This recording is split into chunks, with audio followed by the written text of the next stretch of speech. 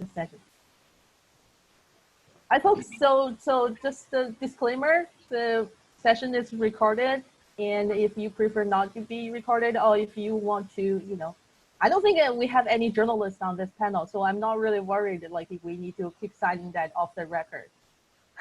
So again, welcome to the Junior Faculty Consortium, and like I said, let's have a great round of discussion. This part that we are doing the Meet the Editor / Experienced Author session, and we have 3 distinguished panelists here, and I don't want to waste any time to introduce them because our time is so precious. So let's just dive in directly in terms of questions that you guys have. That by the way, Tingting, I just would say for those who just came on, Tingting was encouraging everyone to turn on their videos so we can have a shared experience visually as well as through audio. Yeah, so at this moment, I'm gonna stop share the slide because everyone gets the notes that, we all see the panelists and know who they are. And I want to have this full panel of faces so we can have the interactive discussion. Great. Beautiful. Okay, so how do we get started? Did anyone have like a really pressing questions to go ahead? Oh, let me just kind of like throw the first question, and I'm gonna shamelessly use my MC power. And I want to ask our panelists, you are kind of like experienced editors and experienced authors as well. So the first question I'm having here on behalf of our kind of like uprising emerging scholar is, how can we publish high impact research? As an editor, as an author, how do you evaluate or assess this what we call high impact research? I'll let the editors go first. Oh dear. Okay. There are a number of people here who have heard me say these things before, so I will probably sound like I'll repeat myself. But let me just say, what I want to do here is not just speak to, all of you have been publishing and doing research, so you're beyond you're assistant professors. So I want to focus both on, publishing, but also thinking about your research stream, right? And how you think about a stream of high quality research. And so I have a few things that I've been thinking about that go a bit beyond what Tingting's question was, but I want to get out on the table. And that is, we all know that research quality is more important than quantity, but still you're feeling this pressure to, get your pipeline long enough. But I really do think focusing on quality is so important. And in that, what we look for a lot is what your research identity is. So that you early on develop your intellectual identity around 1 or 2 research streams, and then you really show that you're the intellectual leader in that research. So yes, you can co-author, fine, but make sure you are also doing a sole authored or co-authored, lead authored in many of your papers. And particularly that, what you need to get tenure is a half a dozen, you should aim for, right, a half a dozen really good journal articles. Maybe you don't need that many depending on quality, but say you've got 6 years and you want to try to get 1 out a year, that's a lot, that's hard to do. Then what you would hope to do is get, 2 or 3 articles out of your dissertation, if you can, and then you have another round of data collection, and then you can get another couple of articles going. And so it's really important that you develop that strategy that will carry you over a 5-year period. And what I think that really means is learning how to say no. How do you say no, no, no, no, no? Because as an assistant professor, you know, you come in, and many of you already know, because I mean, Alan, you've been at it for a few years, Christine has had a year, Michael, and you know there are all these exciting opportunities, you know, and oh, your senior faculty say, oh, you know, there's this exciting opportunity. And I think it's this ability to focus and do your own research and have really develop your identity. That's what's going to allow you to do that high impact research stream. And as part of that, you know, when you're thinking about, you know, it's like, who do you want to be in your community of people that you are having a conversation with? And that helps you decide which journals to publish in, and that you develop the themes along with the people who are doing that similar research. So there are just a couple more things I want to say and then turn it over to John and Helen. But one thing is, in kind of developing high impact research and your identity, I think that networking is overrated. I think that there's so much like, oh, make sure you're networking, make sure you're doing these committees, make sure you're, you know, and I think that your tenure will depend on your research scholarly record much more than your networking. You have to be present at conferences. You have to obviously present your work, but you know, this idea that you've got to be on committees and associations early on to get name recognition, I don't think that's true. And I think you need to kind of strategically pick a couple of conferences and key divisions and associations that you're really going to be involved in, and then focus. And then the final thing I want to say, because I've been struggling with it myself, is that I think time management is more critical now than ever, because, you know, even, you know, in the COVID era, for example, we are constantly looking at, oh, I should be keeping up on this, I should be keeping up on that, I'm getting a gazillion emails a day.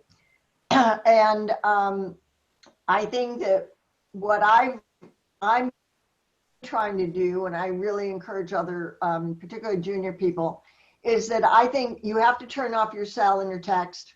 You have to turn off your email most of the day. So you open your email in the morning, you look at it, you shut it down. You don't have any notifications coming in disturbing your intellectual train of thought or your research or your data analysis. And then you open it maybe midday, you look at it, you triage, you answer the things that need to be answered, you file the ones that are going to take a little longer, you dump the rest, you close it down.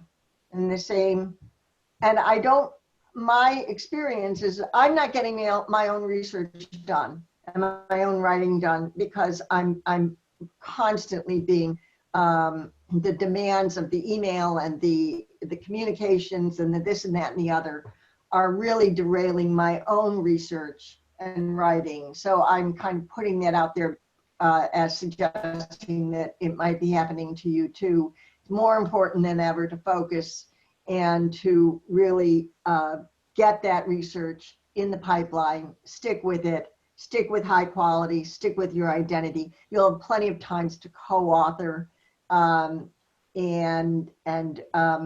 develop breadth later on. But I see that as I see so many really, really smart young professors who are getting derailed, and by year 3, they still don't have their dissertation research published. And by that time, like you should be really moving on to getting that next data set or into analyzing it. So I really, really encourage you to focus on the time management and the focus in order to get your high profile research and identity going. So. Thanks, Rose. Bounce to you, John. Okay, yeah, so I'll pick up on a couple of things that Rose said, and then maybe add a couple of my own. So one thing, a couple of you joined after Rose started, but one thing she said was learn how to say no, no, no. And the only thing I'll add to that is that includes saying no to Rose when she asks you to do too many referee reports.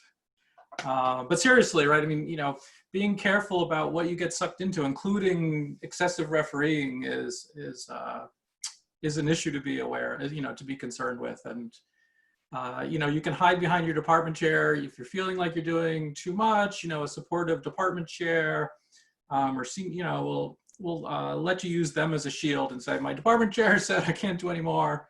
You know, so don't be afraid to use your department chair with their permission, of course, in that way.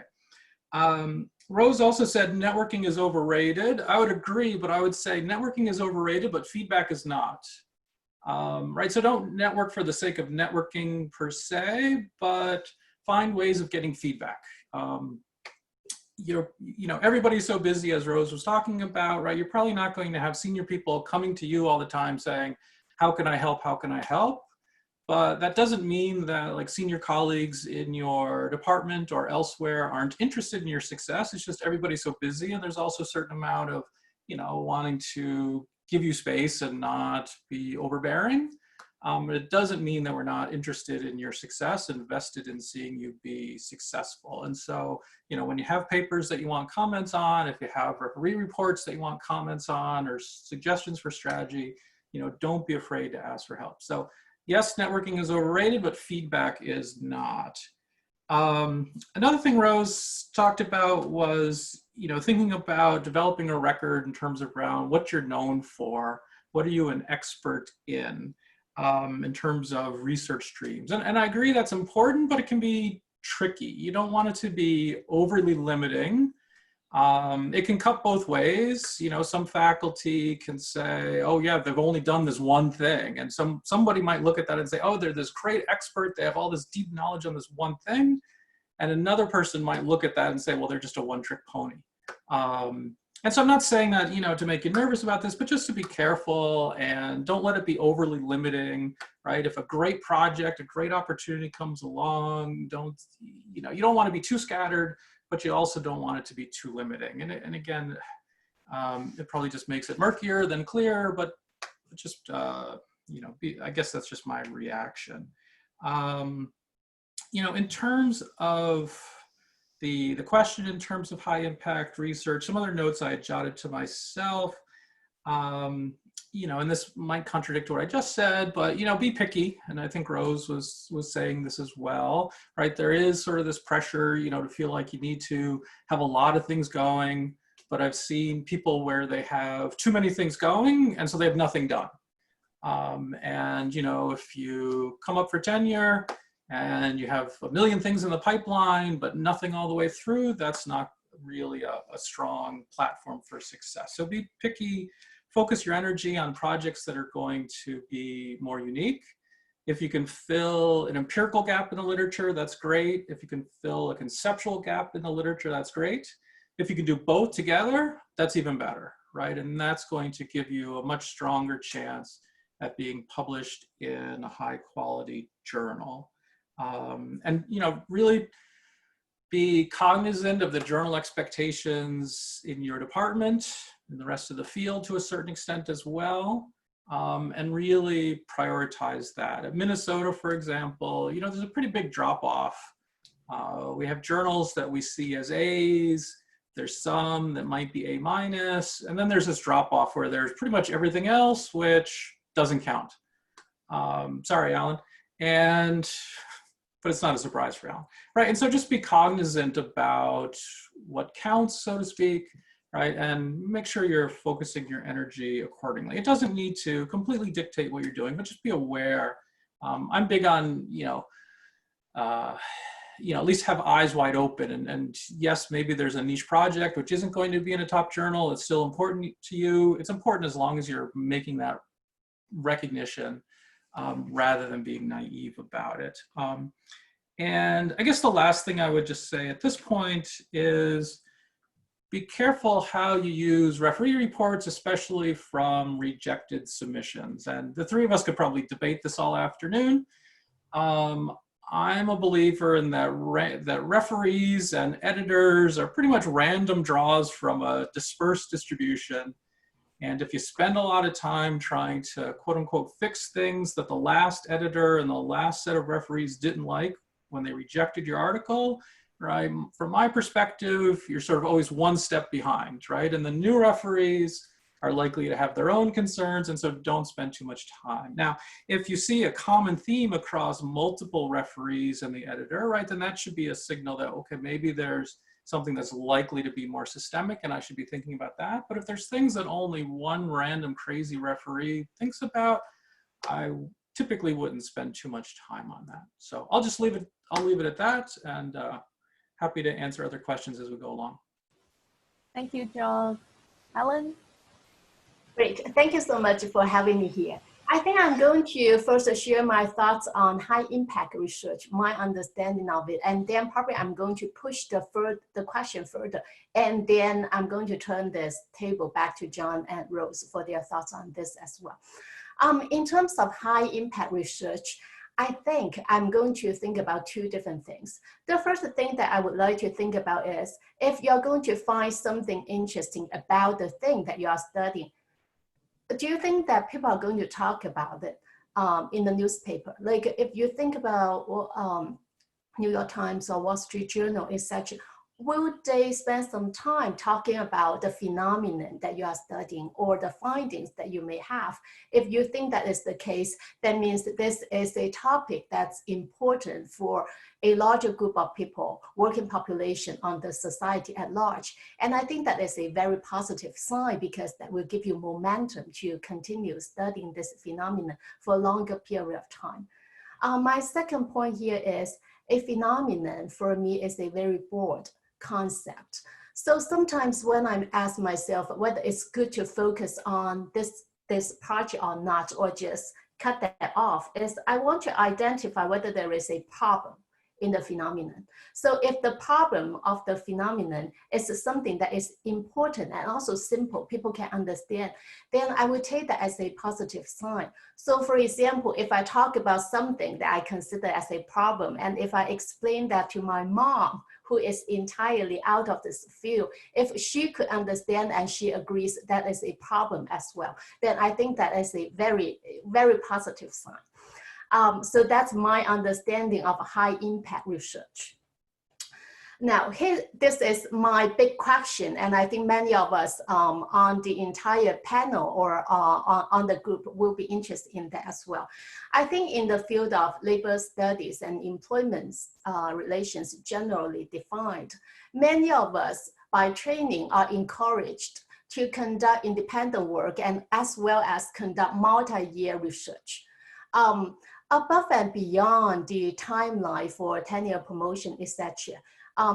Now, this big question came to my mind is how this tradition may need to change or adapt to some of the recent changes in academic standard. So for example, I think years ago when I was a doctoral student, I mean, my professors encouraged me to go big, and also you will want to focus on the big project. Now, sometimes when students ask me questions or when you look at journal publication criteria, you're also going to find that there are some discussions on which variables are used in what projects, etc. So that basically the publication process kind of disaggregated one project into variables. And some of the variables are used in one project, and you have some other variables or data that you could use for other projects, etc. So that part I see as some recent changes, and I just want to hear from John or Rose, how would you think that are this just minor changes in terms of how scholars are responding to the changes? Shall we continue to to go big and manage multi-year projects, or are there wiser ways to keep publishing while managing the projects?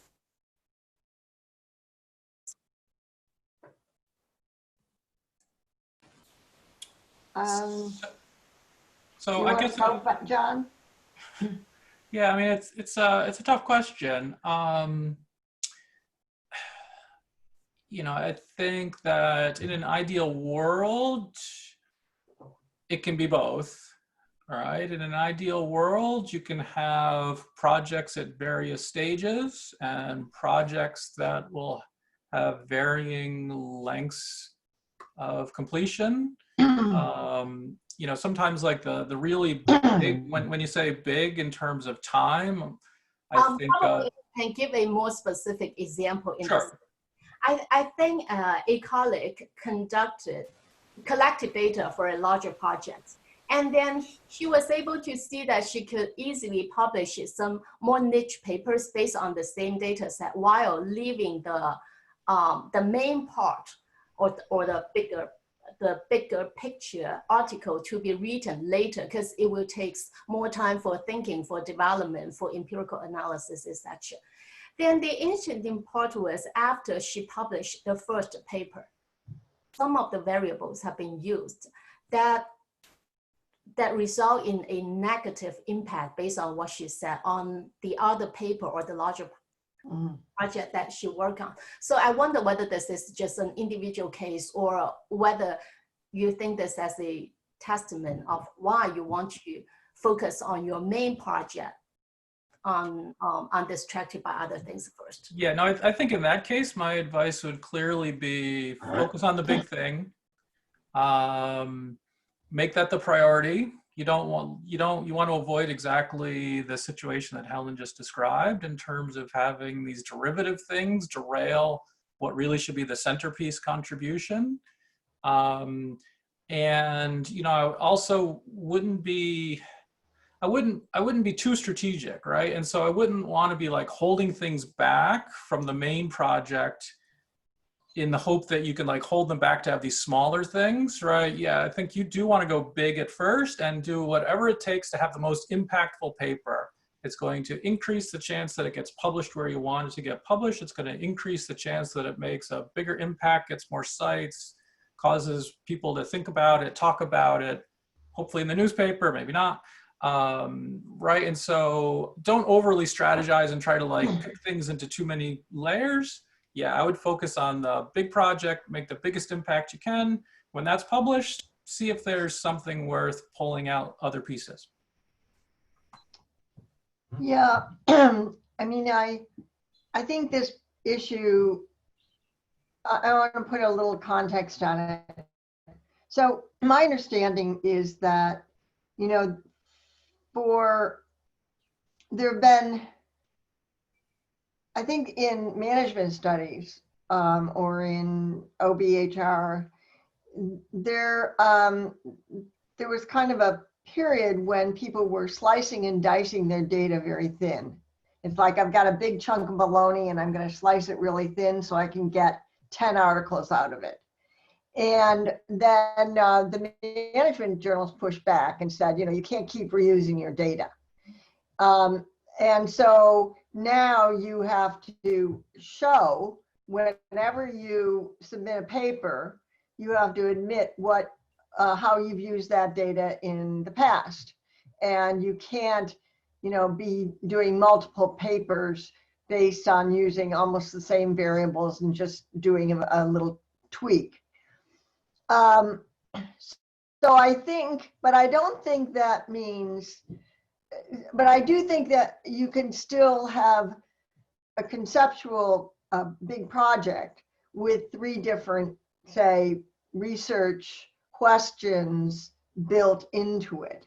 So that's what I try to get, and I know Helen with in PhD students to do a big project that has at least 3 discernible strong articles that can come out of it, right? and then afterwards, you know, you need to go on to your second round of data after, you know, post dissertation data.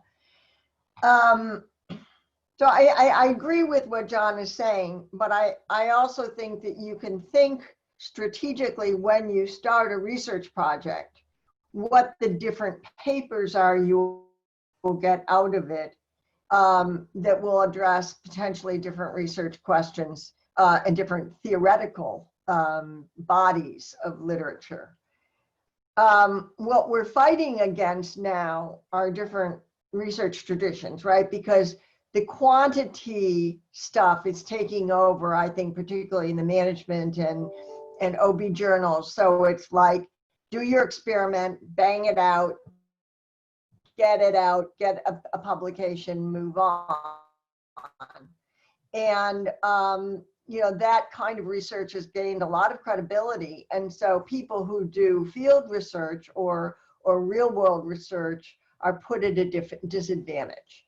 And that's what we have to deal with, because if we want to do really top quality research in our field, it often does take more than, you know, it's not going to take a semester of getting a bunch of undergrads together and running an experiment. So it is going to take time. And given that, you know, we want to develop really strong empirical base, then somehow we need to build into that multi-year project, you know, 2 or 3 good papers that are going to come out of it without, you know, you reusing the same variables over and over. And so that's a kind of tough thing to do. But I think, you know, we're fighting this. I'm going on too long, but we're fighting this trend of experimental research that allows people to churn out things very quickly. This is a really nice round of discussion. I think I'll also pivot to, like, you know, publish across disciplines and also the temporal dimension of our research plan. I think this really pivot to a very nice kind of question that Dionne just asked. Dionne, you want to speak yourself? Like, she typed the question in the chat. Oh, sure, I will just unmute myself. So hello everyone, my name is Dionne. And right now I just graduated from MIT Iowa program, and I will join the Cornell IR school in the fall. So my question is about how to balance research, teaching, and family responsibility for your faculty members. Because right now as a PhD student, what I'm doing is full-time research. But when I'm thinking about the life of junior faculty members, I mean, I have to teach 2 courses. And for me, I mean, I always spend too much time when I'm doing TA work. But when I going to develop my own classes, I'm sure that'll be more challenging and difficult. So I just want to ask your opinion about how do you balance teaching and research, and also especially for female faculty members, how can you also balance family and childcare responsibilities? Thank you. Oh, maybe that's also for men, because I know Alan just got two kids, and that's not fair to say that's a woman's problem. Well, we may want to hear from all of you who are doing and struggling with that right now. I mean, I do think it does, I mean, get back to time management and people getting really, really strict about how they divide time into, you know, this is my research day, this is my teaching day, and, you know, these are the hours I'm with my family, and holding tight to that kind of a pretty, you know, rigid time frame. I just want to say one thing. All of us are under a lot of pressure to be excellent teachers, in part because students are paying so much in tuition that you have to be excellent in research, excellent in teaching, excellent in service, etc. I encourage you not to tweak your PowerPoint slides too much.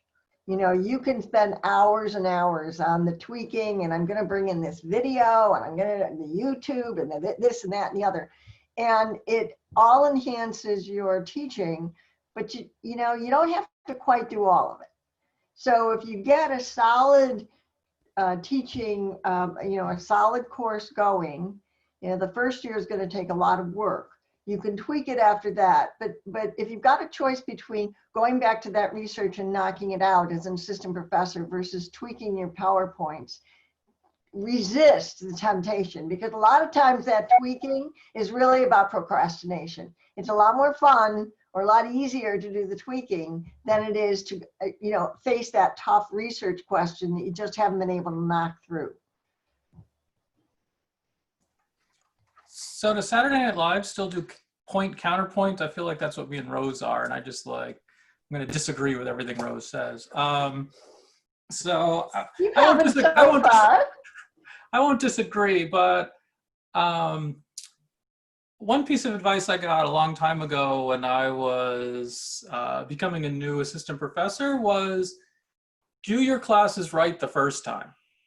And maybe for some of you it's too late, I don't know. But but like if you start and you try to sort of do the bare minimum in teaching the first year to keep your research going, then it just does become sort of this festering issue where you do have to sort of keep doing more than just tweaking your PowerPoints and trying different things. And so if you find a time to really invest in your courses in the beginning, even though it might slightly delay your research at that point, right, you still have enough time where then see that as an investment, which will pay dividends for the next 5 years or however many years, where you can feel good about your teaching. It can be a positive experience. It can be a positive factor in your evaluation. And it doesn't require sort of going back and rejiggering and reconfiguring and doing all these things. Yeah, no, I would agree with you, John. I'm just saying that, there is an impulse every year to kind of go that extra bit or tweak it more. And I think doing it right the first time is really, really great advice. Yeah, I agree with what both of you have just said. I cannot agree more on the value of preparing right and invest a lot the first time. It's about saving time in the future, and it's also about avoiding being intimidating teaching the second time. If if student ratings is very bad the first time, I would feel a lot of pressure when I teach the same class again. I would also like to share the same feeling, like teaching actually is the element that's most flexible in terms of time management based on my experience. If you prepare well, give documented of the elements that you use, the materials that you use in classes, probably you don't want to improve after every single class, not even after every single semester.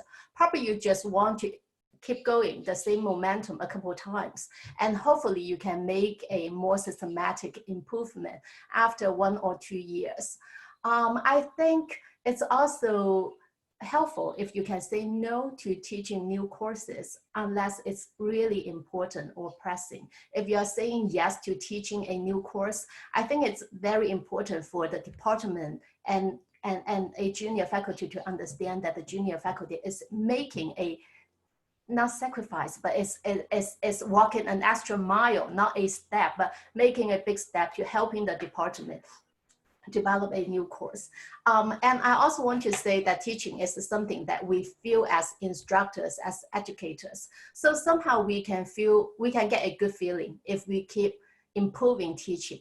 But actually for administrators or for department or even for school deans, they look at the final scores, and as long as you can hit the expectation or exceed the expectation, you don't need to, you are not expected to be the best teacher in the entire school. So I agree with both of you that I think teaching is very important.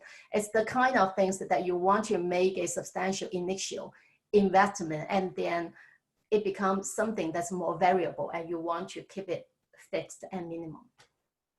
So another thing I would say quickly about teaching is don't hesitate to think creatively in terms of how classes are scheduled and to talk with a department chair or a dean or whoever. right? Would it be useful for your schedule if you could do some things on a compressed schedule, right? There's more class formats and class delivery formats these days than there used to be. And so, you know, are you teaching a subject where you'd be comfortable doing it more on a compressed basis, just, you know, intensely on a couple Fridays, and would there be receptivity among the students? And then you could really concentrate your teaching.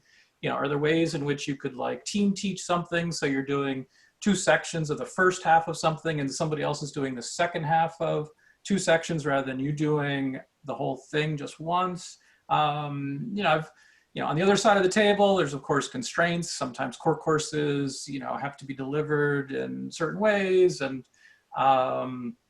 you know, but don't hesitate to talk to your department chair or director and think creatively. You know, is there a way in which you could strategically package your teaching to be concentrated in time, and so that your parents then think you have the rest of the year off, but you're really just focused on your research? I could share some thoughts on Dionne's point too. Go ahead. Yeah, so I'll say, like, you know, I have a 2-year-old and a 3-month-old. There's no advice that's going to, like, when daycare is closed, nannies are risky. Like, there's no advice that's going to like just fix my problems. And so, you know, I would say, unfortunately, like, part of the answer is you have to be really productive before you have kids. That is just simply like that simple. And that means, I think, yeah, getting your teaching right the first time, that way you don't have to tweak your slides in the future. Like, I think also you should know yourself. Like, I know, like, to Rosa's point, I need long continuous time where the kids are not in the, not that I'm at my office and the kids are somewhere else at the house. I need to be like physically somewhere else, and like, you know, in the office while the kids are somewhere else or something. And that's what, like, you know, daycare, having like a nanny was for, like, for certain things. Like, I can do like copy edits for like 15 minutes, but I can't like sit down and work on like a theoretical model. So speaking of which, I also think, and so know how you work, know what you need. And unfortunately, part of the other solution is you kind of just have to like spend your way out of some of these problems. Like, if you need space, like in my case, you need daycare, you need a nanny. And then that will improve the quality of the time that you can spend with the kids. Like, that's at least what I've found for myself. And unfortunately, there's just like no perfect solution to these things. Yeah, like I can echo this. Like, in the middle of the pandemic, you know, like in April, my anxiety level shoots to the roof. Like, I'm not typically an anxious person, but, you know, taking care of kids and then seeing all the people pumping, like, you know, pandemic related papers all everywhere in all the topics that I can think of and I can work on, and you are sitting at home taking care of kids without access to your data, it's really, really difficult. So I kind of like, you know, I know, Ben, you have a question, but like, I just want to snug a quick question for the editors in our panel. Like, you know, how do you juggle those? No, I do want to say, I don't know what your universities are doing, but all universities now should be giving people extra time on the clock because of the COVID pandemic. And if they're not, you need to raise it with your department and really push for it. So I suspect that is occurring, and it has to occur. Everybody needs more time on the clock now. So my quick question that I want to sneak in is like, for the editors and associate editors on our panel, does your journal plan to kind of like doing a COVID-19 themed or, you know, racial discrimination themed special issues down the road? And do you have an expedited process to either really review and update those, publish those papers? Is that for me? Both Rose and Helen. Okay, well, I'll just say quickly, we received a proposal for a special issue on COVID and employment relations in COVID, and we decided not to go with it because we worry that a special issue will take so long. And there's kind of stuff that can be written quickly, and then there's stuff that's going to take a long time because it'll take a long time to get the data. And so what we've decided to do is encourage papers, a kind of a series on employment relations and COVID, and fast track those papers as they come in. We have an editorial in our that's going up for our October issue inviting those kinds of papers. But a special issue is very difficult because it takes so long, and the material will be dated or you won't have the data available. So that's our strategy. Thank you, Rose. What about HRMD? Human Resource Management Journal has accepted a special issue request for HRM scholarship, like during radical societal transformation, something like that. It was accepted month before. So after the pandemic, I think the editors have talked to the special editor team and made sure that they do want to encourage or to welcome a COVID-19 outbreak element in this specific special issue. And in that case, the submission deadline will be next January. Thank you, Helen. Okay, now Ben, I want to bounce to you about your question. Oh, sure. Do you want me to just read it? Yeah, I typed it in the chat, but I basically was touching on Rose's point about developing identities as scholars. How important do you think it is to have a interdisciplinary identity? Like if we're pitching our work mainly to ILR journals, is it important to also be pitching to OB or HRM, or how is that viewed?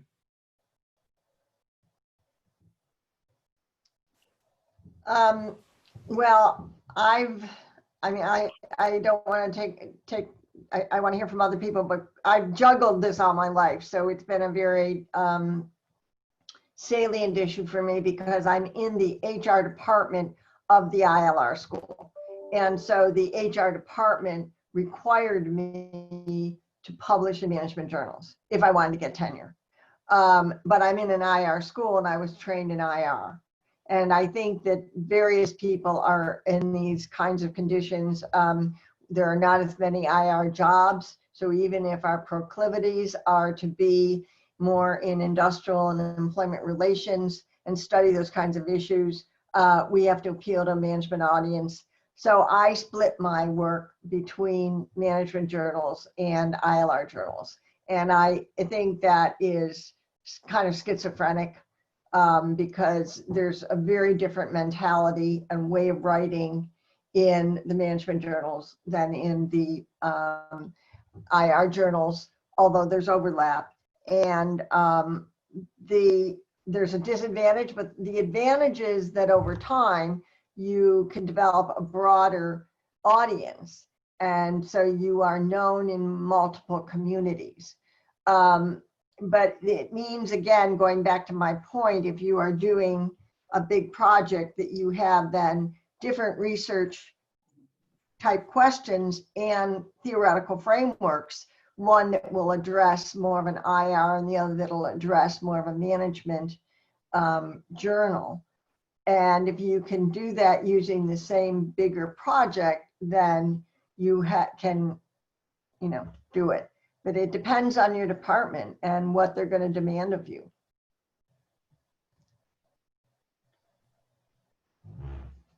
Helen, do you want to comment on that? Because you cross boundaries too.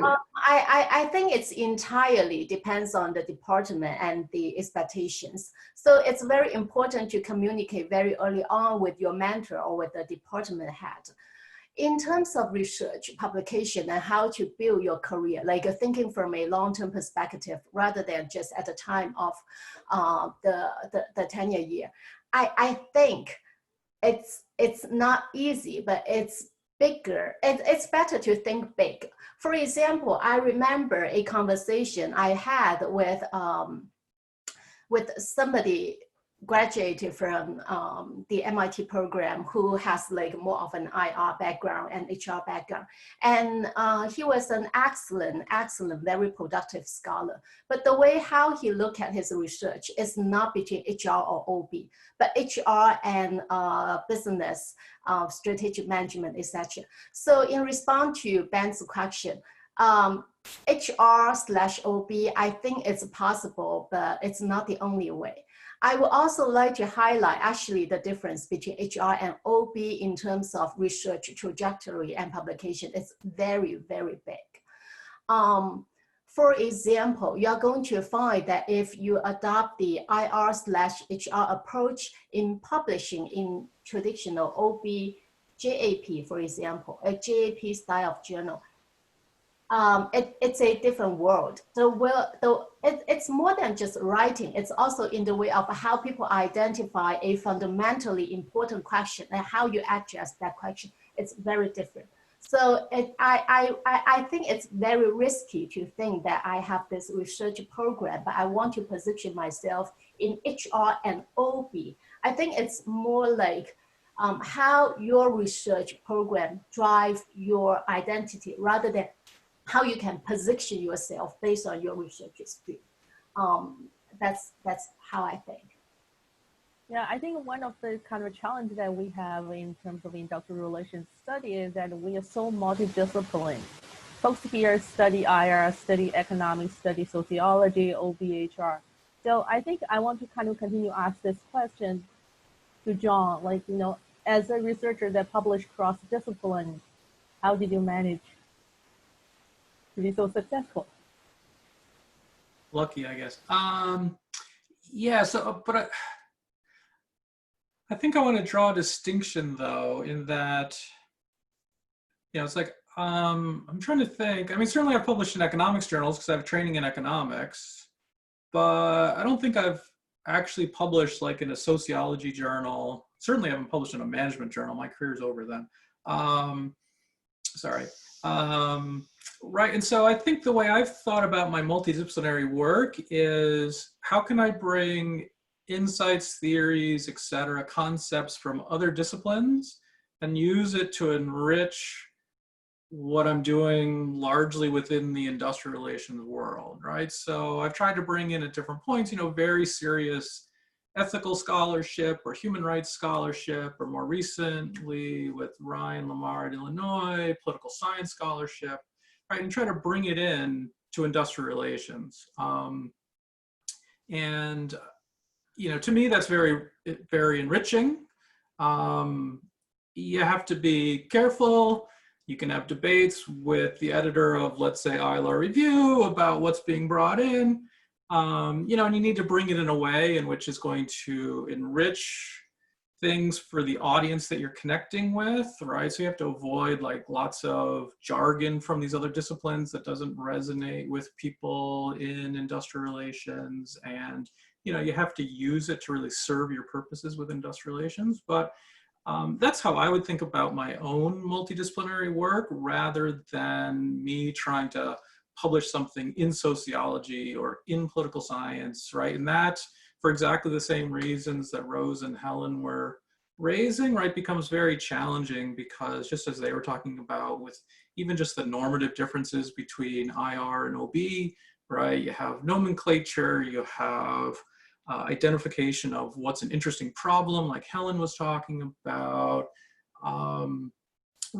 different methodological expectations, right? And so, again, that's I would draw a distinction between those different ways of thinking about what it means to be multidisciplinary. And if you're really going to be multidisciplinary and publish in other areas, the way I've seen it be successful is really with an equal partnership where you have somebody in each literature, and so you're able to build something stronger, but still is rooted in the nomenclature and methodologies of that home discipline.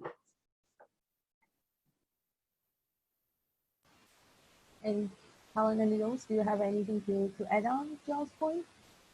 Well, I liked both what Helen and John said. I do think Helen's right in, I mean, I mentioned OB and HR together, but they are completely different worlds. And so there is more of an overlap between HR and IR than there is, for example, IR and OB, for sure. And I think that John is right that we can't become something we're not. So partnering with someone who is from a different discipline in order to get a richer theoretical frame on a problem. I think it's important. I mean, I do think that the industrial relations field, I mean, it has been criticized as not being sufficiently theoretical. And I often talk about our journal as being problem-centric, but theoretically informed. That, you know, the IR journals tend to be, you know, we want to solve real-world problems. And we use empirical research to inform those problems, be it, you know, wage determination, inequality, gender, race, discrimination, immigration problems, labor management relations, what unions can do, union revitalization, a series of contemporary issues. And then what theories do we bring to bear? And as John was saying, increasingly people are recognizing the need to bring sociological theory or political science theory into the IR problems we're studying in order to enrich them. And in fact, we have a special issue of the journal right now, which is about new theories of industrial relations, or updating and revitalizing the theoretical frameworks in employment relations.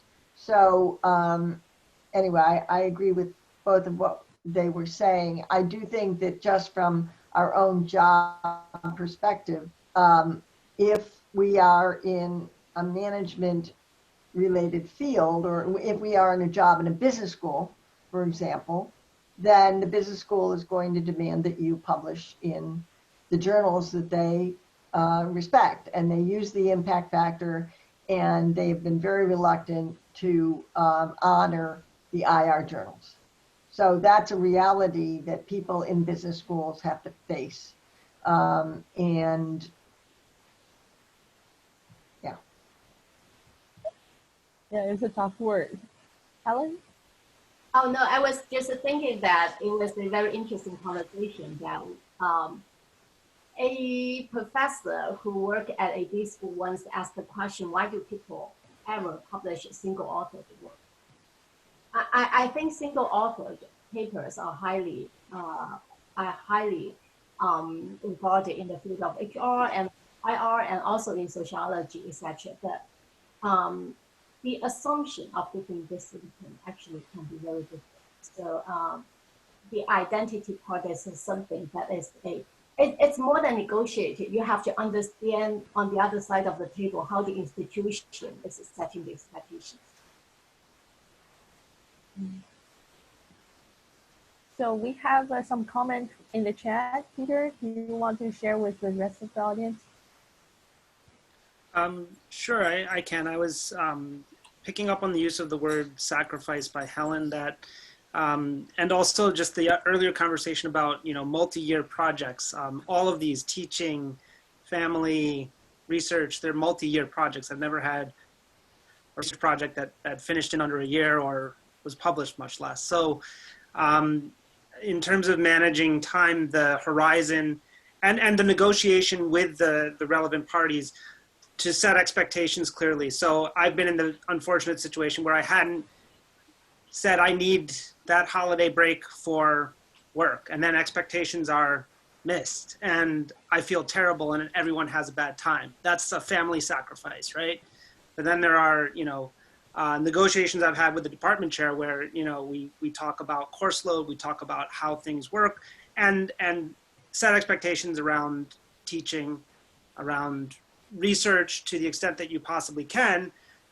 You know, it's helpful to just know they're multi-year projects, and you may not be an excellent teacher or researcher and family partner, or whatever role you have, all at the same time, or you might not feel like it. But over time, I've grown better, at least in some of those areas, and still hope that I can grow.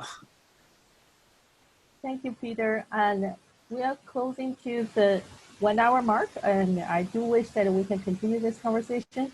And we're going to have a short break and then have the next panels to share their experience and have more a roundtable discussion. So I want to take this opportunity to thank you, our panelists, for your time and for your wisdom. And I hope we can continue this conversation both on the LERA conference platform and in other, opportunities. So thank you. Thank you, Rose. Thank you, Helen. Thank you, John. Pleasure. Thanks. And yes, this is a joke I have to say. When I asked the panelists whether they want to stay for the second hour, John mentioned something saying that we have to kick them out so Alan can speak freely in the next session. Yep. So. And Dionne and Mark too. Dionne and Mark too. But you pointed Alan specifically. Yeah. Well, technically, I said Alan, etc. But anyway, goodbye. Bye. Yeah. So thank you, and I think for our health and well-being, we're gonna take a short break. So we're gonna resume the discussion at 4:15. Oh God, almost speak the wrong time. So I will pause the recording and feel free to, stretch your leg, walk around, drink some tea. Yeah, we will come back. And if you want to hang out, this is the time, I will be staying here so we can chat. Yeah. Recording.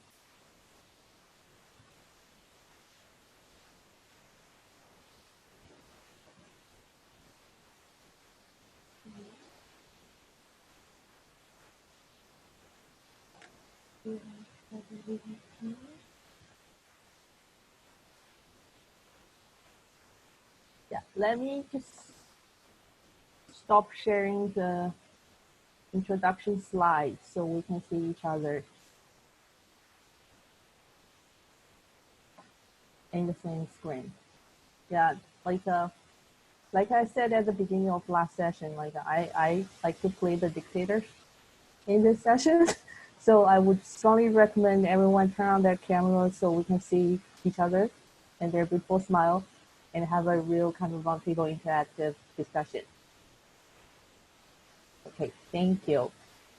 And I just turned off the cover slide of the session, but this panel is about career.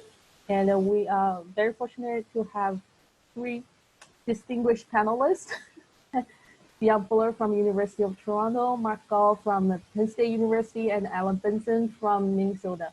And they're gonna share with us their journey and the to-dos and not do's during this process. Okay, so because Mark is double booked, so first, thank you for coming, and then we're gonna give Mark the opportunity to speak first.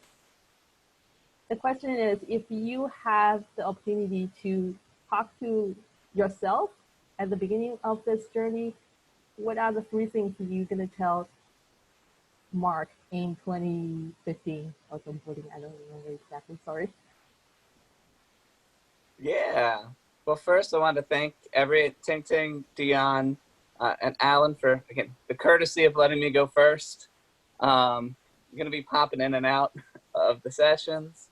But just to get to the point, first and foremost, I think I would recommend to steel myself against some of the pathologies of being on the pre-tenure track. I think that there are a lot of unhealthy pressures and unhealthy ways to view actually even my own position. And so it would be to not let that get to you. I think that's the very first thing that you should realize, that you're in the profession, right? Even if you don't even have a job yet, if you got accepted into grad school, in these top programs, congratulations, you are now in the field, right? You are in the top 5% simply by being where you are. Likewise, if you get that, if you're fortunate enough to get that tenure track position, again, you are already part of the field, right? These are across the board, they're very competitive positions to fill. And that should actually give you confidence, right? You shouldn't use that as a sword. That's more of a shield. So that would be the first piece of advice that I would give myself. And again, I'm going up for tenure right now, so I'm also giving myself that advice, right? Like, don't worry, regardless of the outcome, you're part of the field. Though there is, of course, that reality of that kind of tenure decision.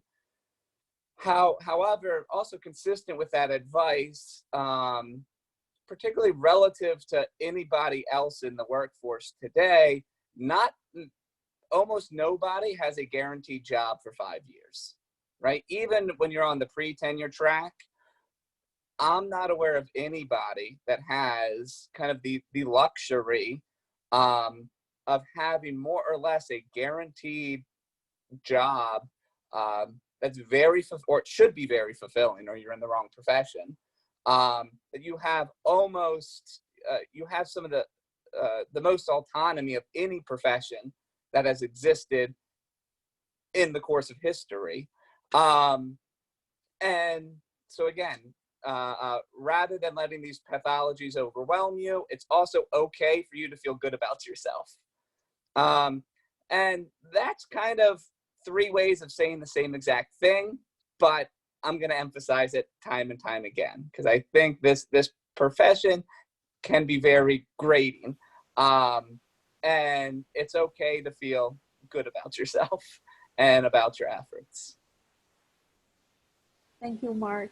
And I want to pass this to Dionne. First, congratulations on you getting the tenure. And and so what do you want to tell the Dionne that just getting started a few years back? Yeah, I think, just to echo something that Mark just said, we all have, when you're teaching those students, you're going to see them, especially in competitive programs where they aren't used to getting like bad marks, now that they're sort of in that pool with people who are, and so as Mark said, you're in that pool of people. And so you're now, it's just going to ramp up sort of some of your fears and some of your feelings of, not deserving it and all of these kinds of things, because you're part of the field. And so just embrace that and accept it. And I think just be really grateful, right? The times when you feel like the imposter, and the time when you feel like, oh, I don't deserve it, and all these other really smart people didn't get jobs, or that kind of thing. I think just be grateful, right? And just acknowledge, right, the privileged position that you're in first and foremost. And I think that the other thing is really just that the pre-tenure years go so fast. They will be over before you even know it. And so, as Mark said, you have this like guaranteed job for 5 years. So I would worry less if I could go back and tell myself this, although I know it's not going to work. You're all going to worry about tenure anyway. But if you can just like keep it in the back of your mind that I said it goes so fast, and you're going to regret having worried about nothing but tenure, because that is part of what makes it go so fast, right? Is because you're so focused on that hurdle. And so I would just say really try and enjoy these years, because they're special. And as soon as you get tenure, the workload is insanity.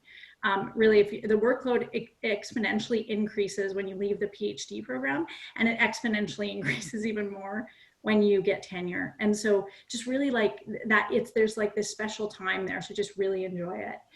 And I think the other thing I would just say, and again, I'm giving you all of the advice that I did not follow. So it's not like I'm preaching. I really didn't do any of this. And so it really is more like do as I say, not as I do, but try and create some space outside of work.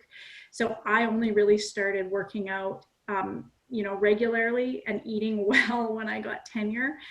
And it took me a long time to sort of establish that. And I wish I had done it prior, because I did it just prior to tenure, and, I was just happier, right? I was a lot more calm. I could handle things better. And so you have to create space outside of the job, because even though we are in these privileged positions, even though there's so many people that are, so much worse off than us, this job can be all consuming and overwhelming.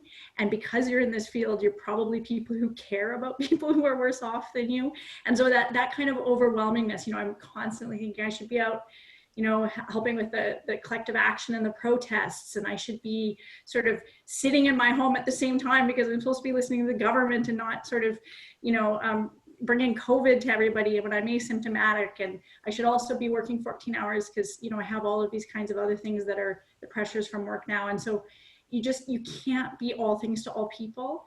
And so you have to pick, right? You have to pick the couple of things. And usually those are things that should be aligned with your research, right? You can create these win-win strategies by saying, what can I contribute and how can I contribute, and try to avoid spreading yourself too thin. That's what I would also say. And just on that piece as well, just to let go of the expectations of what you think everybody else expects of you, and to really sort of say, what do I want out of this career and out of, you know, out of your life in general. So kind of philosophical, and nothing I actually did, and I'm still struggling to do it all. But, you know, if you can be smarter than me and actually take that advice and do it, you'll just be much happier, I think. Thank you, Dionne. What about you, Alan? I like that philosophical advice of figuring out what you want with your life. And that kind of goes into my big theme, which is I would tell myself, if I could go back in time and tell myself, you know, something, I would say, you know, Alan, you think your future self is going to be older and wiser, is going to have all the answers? No, I haven't learned anything in the last 7 years since I graduated from PhD programs. Like, I'm short of time. I don't know what, you know, I knew back then I should be focusing on one discipline because that's where my letter writers are going to be or whatever. I didn't do that either. You know, a lot of people at LERA probably didn't. You know, if you look at my CV, it's a complete, you know, scatter. I would say that my research is faithful to the philosophy and guiding principles of this community. It's problem-centered, it's theoretically informed, and that means it's all about employment research, but it can be with any discipline and with lots of different co-authors in different disciplines. And I knew that was going to be a challenge, and I, you know, it's kind of like Dionne, you know, do as I say, not as I do. You know, that's the path that I took, and I knew it back then. I didn't follow it, and probably won't in the future. But it's created more stress than, you know, I would have otherwise. But I think it's, you know, it's what we want to do. It's, you know, it's also, I think it's also like what Mark said. It's a great privilege to be in our field. We have a lot of autonomy. And, you know, I guess this is just one of the ways that I've tried to use it. And so, and ultimately, we are the field. You know, we are the junior faculty of LERA are the field. And so don't complain about the field because, like, you know, we're part of it. And we all know the same things, and we all ignore our own advice, you know, and our wisdom that we kind of knew a long time ago. And that's the reason why we're academics and scholars anyway. So that's about it. Thank you, Alan. So we have a small enough audience. So, like, you know, if you have questions, it's just turn on your mic and go ask directly.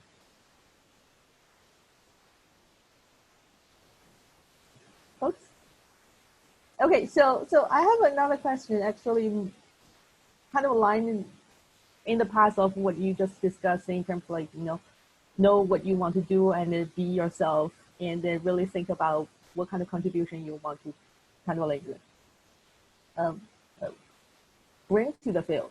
So my question is, you know, how do you build this kind of like, you know, support internally within your department or your school, and also externally with the field, right? Because industrial relations is such a broad and interdisciplinary field, right? Like, you have to, like, where are you gonna start working to build your community or be part of your community?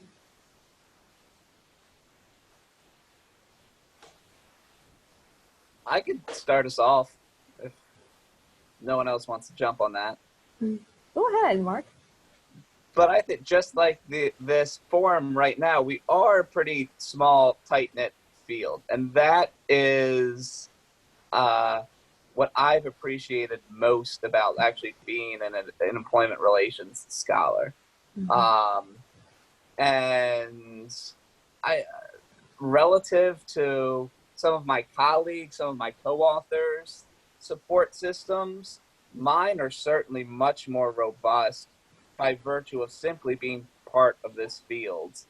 I know, for example, I feel very comfortable. Anybody in this room can feel free to reach out to me I'm even looking at other people in this room, and I'm not going to call them out, but or speak for them, but I would be absolutely surprised if you couldn't reach out to, you know, them as well. And I not only is internally, again, are they very supportive, but they're very supportive as Alan said, we're a phenomenon-based field. We're not all that picky about the methods, about the approach. We're just simply very picky about the phenomena. It's got to be about the world of work. And therefore, I don't think you're going to get any pushback whatsoever bringing in or crossing orbits with another field, as long as you're staying true, as long as you're being very programmatic about your own research, right? And that's how I would answer that question. Wonderful, Mark. I'm going to pass the question to Alan first, and then Dionne. Sure. So I think, so early on in grad school, I got this, there's like this kind of like famous like speech that Roberto Fernandez at MIT gave to all the PhD students. And I think Christine and Dionne, you probably heard this. Pete might have crossed it. It's like the row, we called it the rows and columns speech. And the rows were like the phenomena, and the columns were like the disciplines. And like, so economics or sociology or political science are different disciplines, and they study things like work and employment or discrimination or migration, and those are the different rows. And I think LERA is, mostly a row. Like, that's like what Mark was saying. It has to be like employment related, so it has to like follow within that row. Although as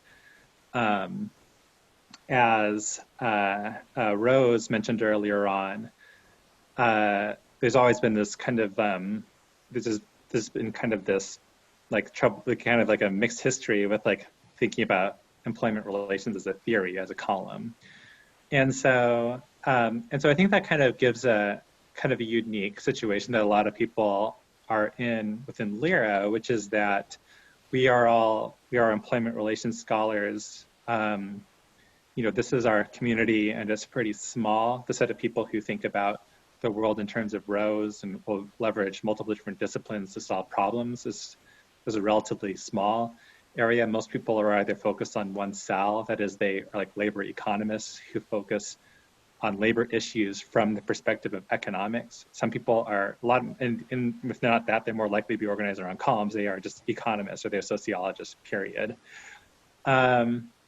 And so oftentimes a lot of people, I think, in LERA will have multiple communities. It might be within HR or OB or economics or sociology, and also LERA. And I think Rose mentioned also some people will have two communities, so like LERA and perhaps a disciplinary home. I think that's one of the great things about LERA, is it is a real community. You know, when I visit LERA in person and I look even in this like session, there's so many people who like, I really, you know, I feel like this is, you know, largely my world, you know, in a way that maybe I haven't always felt like in economics. But I do think it's, you know, I think really refreshing, and, you know, depending on your situation at your university, you may or may not be able to get letter writers in different areas. And at least in Minnesota, we have to choose 3 top papers. And I have to decide, like, am I gonna choose like 3 that are in like more economics, or 3 that look more like labor relations? And how do I like choose my letter writers? Are they gonna be more from economics or from labor relations? Or should I do both? But then that just depend on what I choose as my top paper. So it's, you know, again, this is, I think, something that people always have to think about if you're thinking about it strategically, but it's, but that's, you know, it's something, you know, to consider when if you're going to be thinking about this more instrumentally, at least like know what the process looks like and what that means about your research trajectory. Thank you, Alan. Dionne?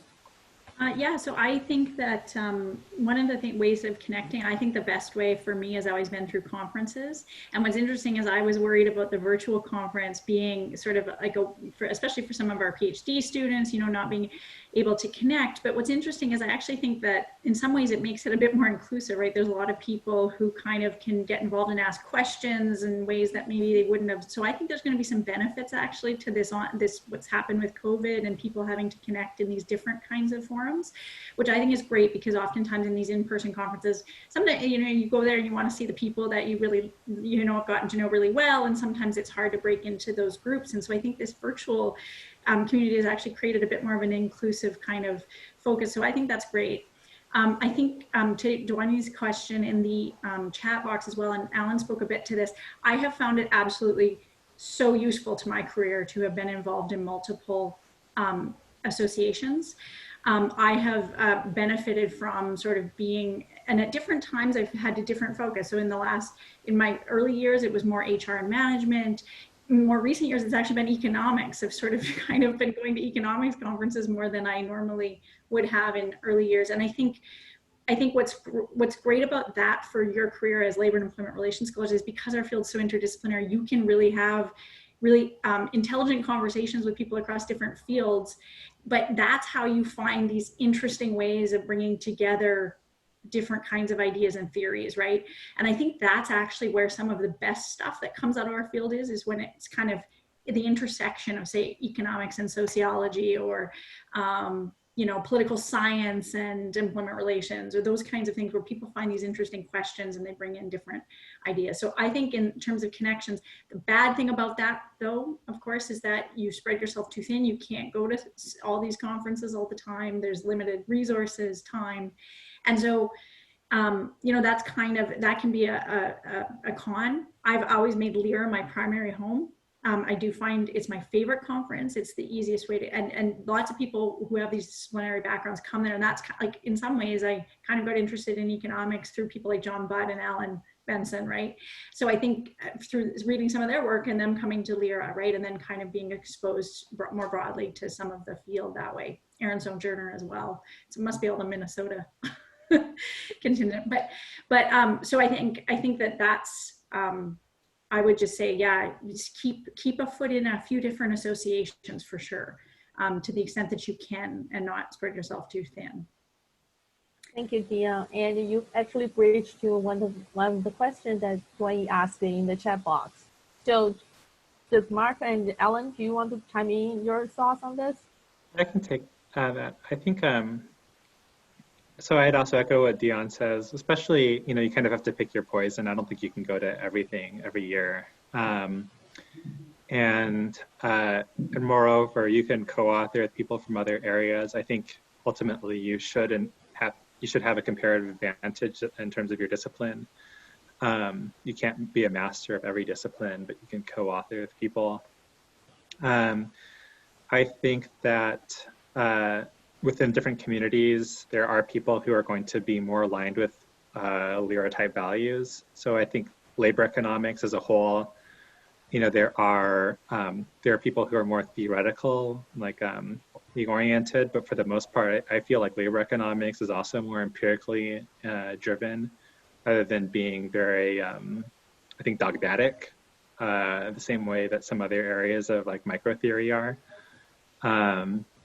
I think, and so, but, you know, even within labor economics, there's different communities too. Like, I think personal economics is very problem oriented. I think people analytics has a funny intersection with LERA, in that people analytics doesn't care about theory at all. It's all about empirics, and it's all about solving problems. And, you know, they're probably even less concerned about theory than LERA, than the LERA world is. And so I would say, you know, find those communities, you know, find people doing that kind of research. And, you know, that's probably going to be the people who you have more in common with if you do, you know, work with different disciplines. I'll add the caveat that, unfortunately, one of the world is largely organized around like those columns around the disciplines. Like, there's the economics journals, sociology journals, And LERA is relatively, ILR review, industrial relations, BJR, those are relatively unusual in that they are more phenomenologically oriented and interdisciplinary. But there's not a lot of journals that are like that. And that's always like the big challenge with a lot of junior faculty when they're putting together, I think, the materials.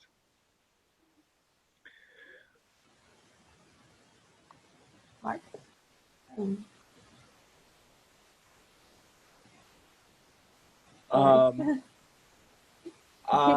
of calling you out. I'm sorry.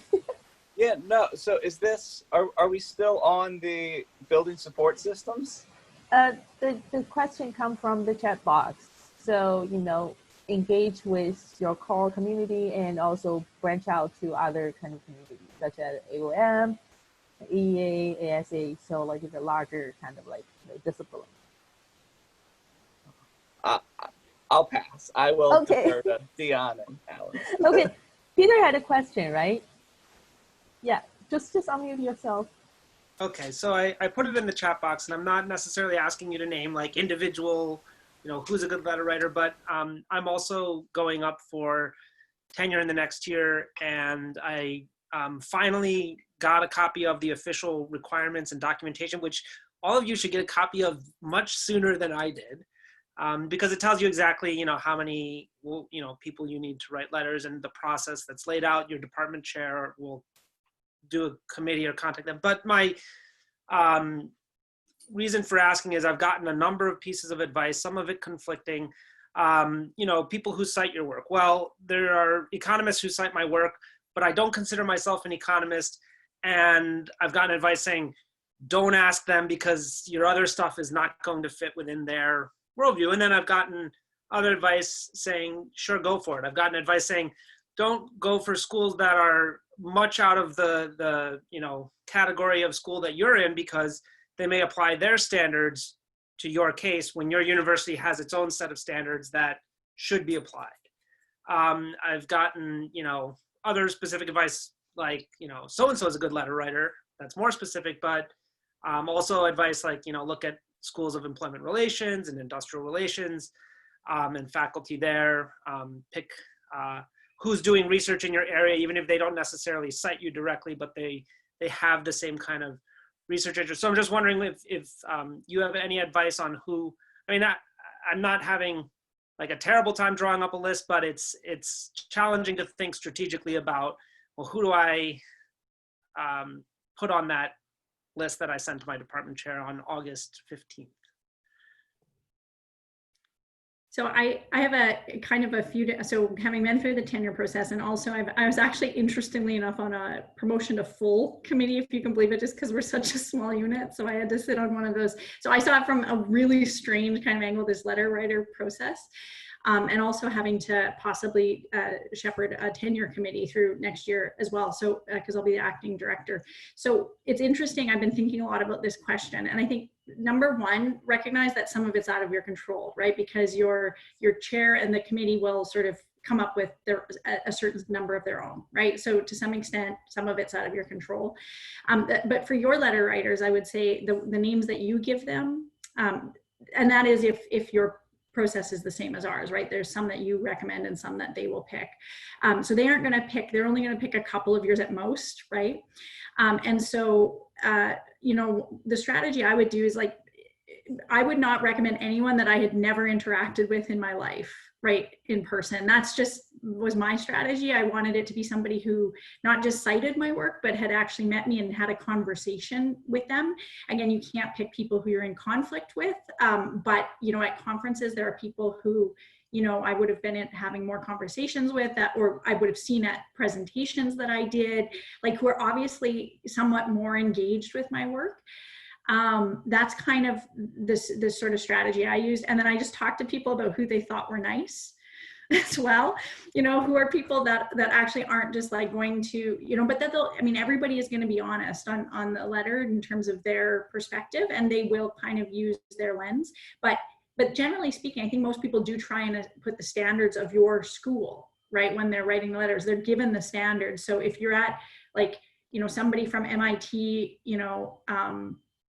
might not sort of assess somebody from the University of Saskatchewan the same way they would assess someone from MIT. I think people know how to adjust the expectations as well. So I would worry a little bit less about that. Sometimes they might say this person wouldn't get tenure at our school, but given the standards and the kind of people sort of we've seen who've gotten tenure, you know, that yes. And so what I will say is that there's no letter that is uniformly going to be completely glowing almost ever, even if it's a really strong case, but they will generally qualify all these things.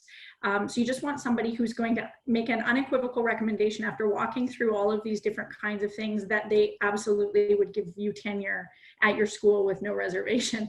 And so I know that maybe isn't very helpful, but I just, you know, to some extent it's just knowing the person a little bit more than just they've cited your work. That's what my recommendation is. I don't have too much to add. I think, you know, at least at Minnesota, they say it's the same thing. You recommend a few to people, the department puts forward a few people. My department consulted with me a little bit and who should, you know, that could be on the department's list. At least the guidance we were given is they should be full professors. They should be at essentially one of the top 10 schools, or maybe a few people can be top 20, and maybe there could be, you know, a couple of associates if they can add something specific to your work. I think one of the things that we don't really observe from, I think the school probably places more weight on the name of the school than the name of the person. So if there are like, since a school has people in different disciplines, you know, someone who's very famous but at a less well-known school is not going to count as much as someone who's not very famous or who's less famous at a very famous school, because they're just going to use the school as a shorthand because they don't know. One of the things that we don't observe is you know, whether this person tends to write good letters or not very good letters.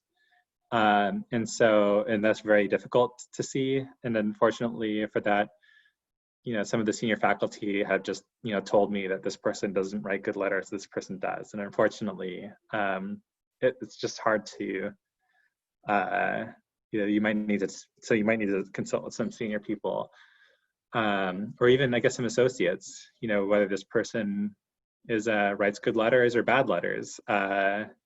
Just share your list. And they might say that, oh, that person, you know, just doesn't write good letters, and maybe you should take them off. And so those are the main piece of advice that I've heard. Again, I'm going through this process myself this coming year, and so that's the advice that I've gotten. Thank you, Dionne, and thank you, Alan. And this question actually came earlier in our kind of more experienced authors and editor session. And also, I got the same questions from one of the attendees who cannot come to this live session because of the time zone issues. So the question is about, like, you know, managing your kind of like publication portfolios or research projects, you know, like the balance between, you know, pursue the project that you have control, or even single authored work that you have a lot of, like, you know, power to manage, versus, you know, collaborating with other folks, right? When you move to a tenure track position, you have people kind of reach out to you saying that let's do this project together, but you feel that you have less control, or you probably contribute less to your own research activity. How do you balance these two things?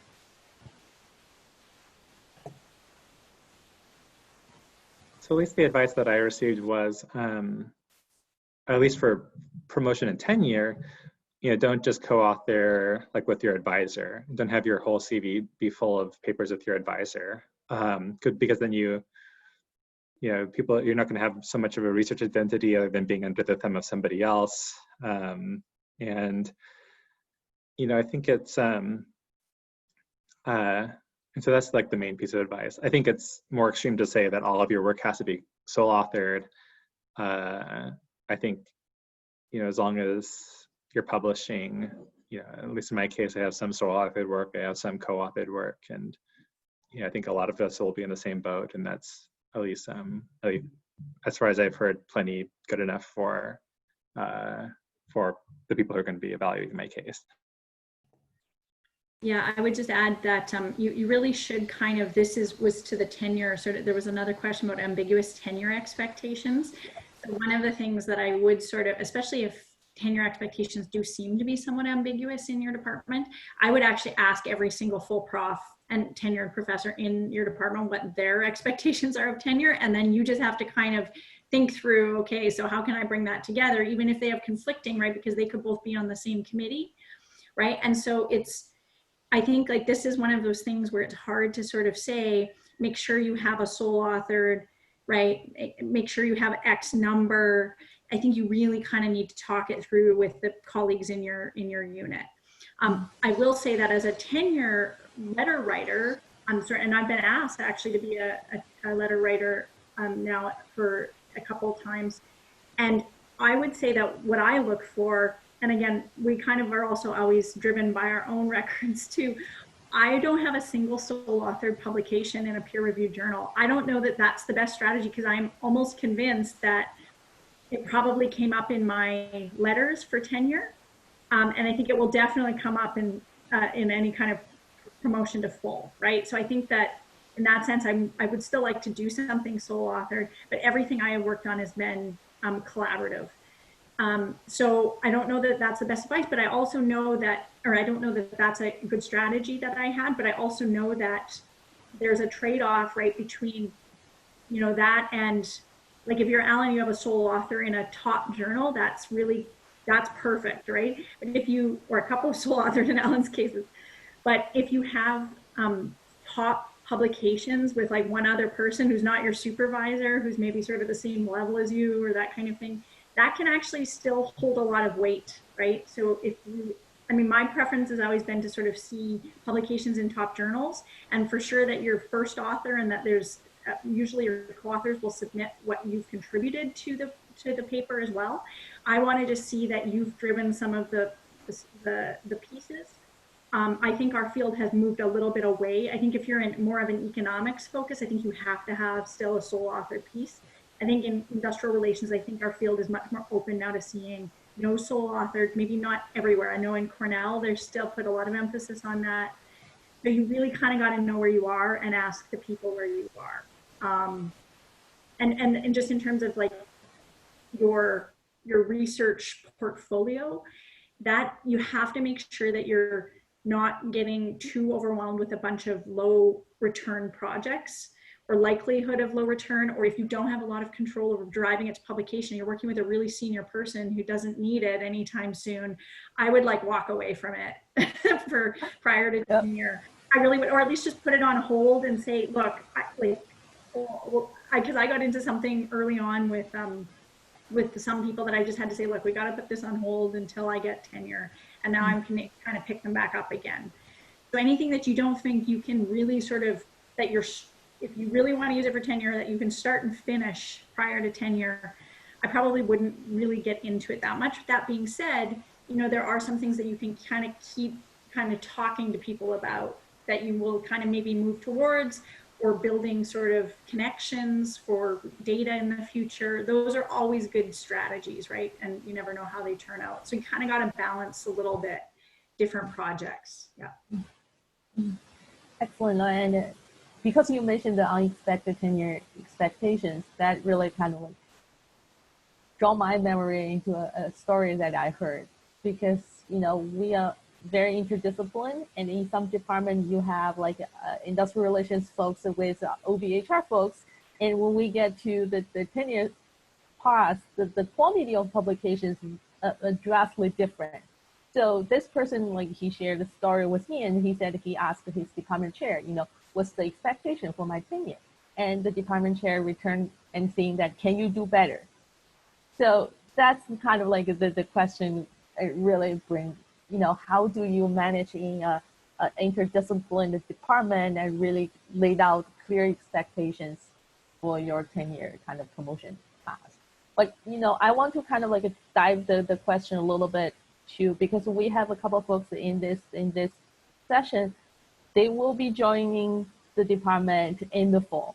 So they will literally going through the transition from a PhD postdoc, to the faculty member. I want to ask you any kind of like a feedback, advice on those folks who will be stepping into the kind of like a different life stage. Anyone on the panel who's currently on the tenure track? Is switching into, sorry, what do you mean? So they are joining the department and become a tenure track faculty member in the fall. And currently they are PhD student or postdoc student. So, do you have any advice to them, like in terms of how they manage this transition? Right, I think, the biggest transition is really that when you are a PhD student, you are time rich and resource poor. And when you're a junior faculty member, you're research rich and time poor. And one of the hardest things that I had to do that I didn't really expect is just learning how to run, how to leverage RAs. And it's still something I'm not very good at, I admit. I want to do everything by myself. I feel like I can do everything a lot faster than my RAs, but in the long run, it's, it's hard because again, you're time poor. And so, at least for me, the main thing that I've done is I've taken, as part of our promotion to tenure stuff, we're supposed to list all of our, the people that we've advised. I've only had one PhD student this whole time, Seema Sajadiani, and she did great. She graduated in 4 years. She went to UBC, which is a place that she wanted to go to. But like probably my portfolio looks pretty thin given that I've only had one advisee. But I think I spent a lot of time making sure that we co-authored together and that she, we had a really close advisee relationship, and she was very helpful for my research in a way that I think a lot of RAs aren't. Anyway, so that's my own strategy, invest heavily in a few people who could actually be helpful. But I think there's other models that I can't really speak to either. I would just also say in the current moment, now kind of moving a little bit more into an administrative role, but also still kind of being in the faculty space and seeing, what the kind of challenges for faculty in general in the fall and winter is actually going to be around online teaching. And so to the extent that you can give some thought to that now, and because what I'm seeing is there isn't a lot of support. Like it depends on what school you're going to be at, where you're going to be.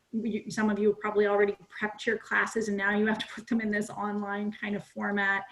I would just say take the initiative to just set up your course the way you think you can make it successful and start thinking about that now, because there's not really, I'm finding a ton of really centralized support at most universities. They're sort of shifting it to the faculty to kind of make some of these decisions.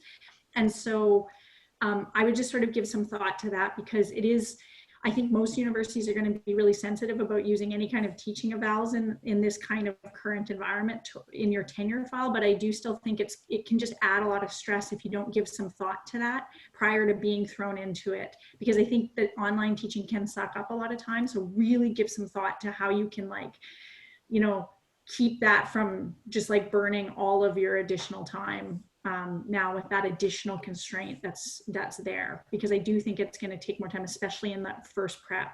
I have taught one fully online course before, and that prep time for one online course, and especially if this is not a long-term thing and you're going to be doing it just to get through like COVID year here, then that's like really sad. So try and like minimize the amount of time that takes. So Yaya asked about thoughts for online teaching. My courses went online in the spring. I taught Coursera before that. And so my big thought is that if you teach in person and then you teach online, it's not like an entirely new prep. It's a lot of work. If you can speak to your chair or someone about moving as many of your assets online, and this goes to investing heavily early on so you don't have to make so many revisions. If you can you know, it's horrible. Like you have to, you know, put a lot of your research aside so that you can get a good online course. But if you do that, at least you have those assets that you can turn to. It's going to make your life easier later on.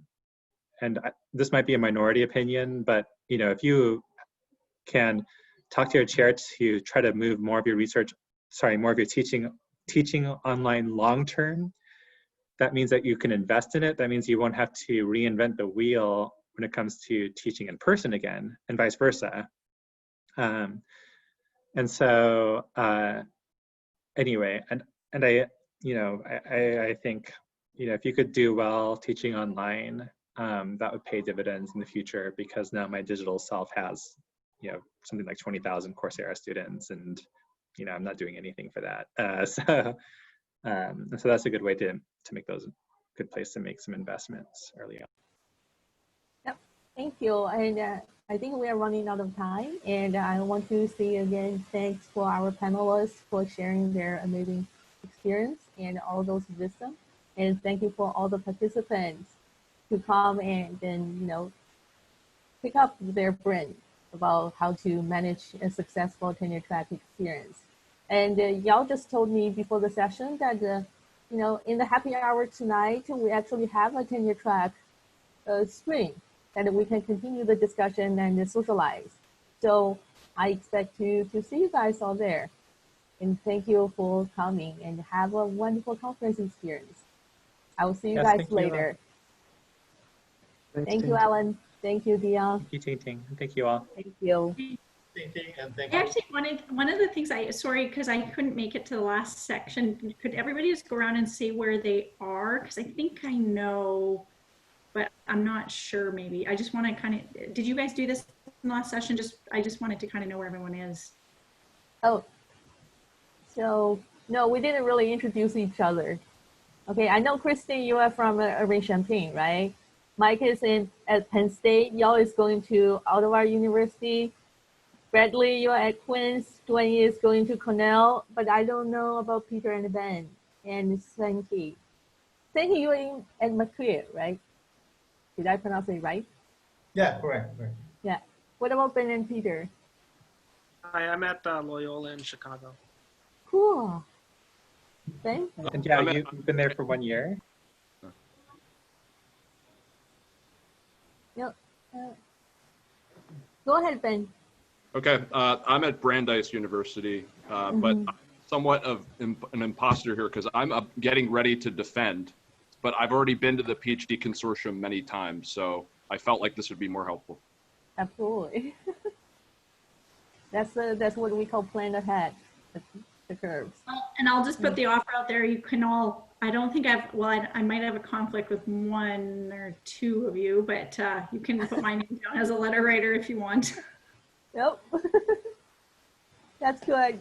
Okay, so thank you, folks, and I will see you guys in the happy hour. Thank you. Thank you.